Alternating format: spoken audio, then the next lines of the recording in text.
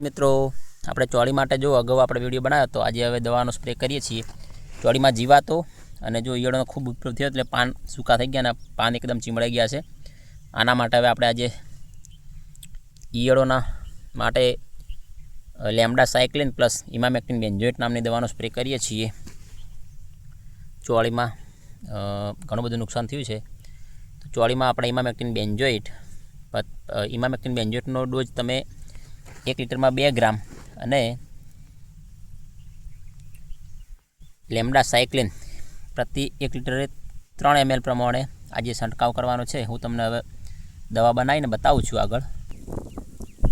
જો 200 લીટરના બંને ક્રેન ભરીને લાવ્યા છે અત્યારે દવાનો સ્પ્રે કરવા માટે। હવે આમાં આપણે દવા ઉમેરશું emamectin benzoate plus lambda cyclin દવા। જો ઇમામેક્ટિન બેન્ઝોએટ એક્ઝેક્ટ 60 ગ્રામ માપીને લાવી છે। આમ તો પેકિંગ તો મોટું આવતું હોય પણ આપણે જો ઇમામેક્ટિન બેન્ઝોએટ દવા છે પ્લાસ્ટિકમાં એક્ઝેક્ટ 60 ગ્રામનું પેકિંગ કરીને લાવ્યા છીએ। હવે એક બેરલમાં આખી આ થોડી નાખી દેવાની।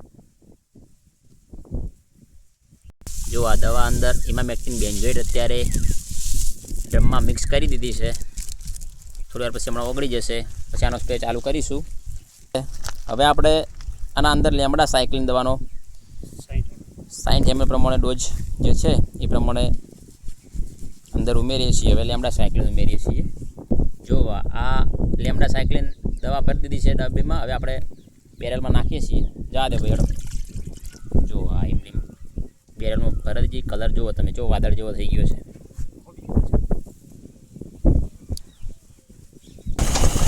જો આવી રીતે પંપમાં બરાબર દવા હલાવી દેવાની છે। એકદમ પાણીને છે ને દવાથી ઘોળી નાખવાની છે।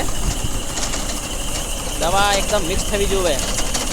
ઇમામેક્ટિન બેન્ઝોએટ જે ગ્રામ ફોર્મમાં હોય છે ને એને આપણે બરાબર લિક્વિડ ફોર્મ થાય એટલે પાણી સાથે ઓગાળી જાય એ પ્રમાણે ઓગાળી દેવાની। કમ્પ્લીટ ઓગળી જાય એના પછી સ્પ્રે ચાલુ કરવાનો। દવા કમ્પ્લીટ ઘોળી નાખવાની છે પહેલાં પંપમાં પીપળામાં બરાબર વ્યવસ્થિત।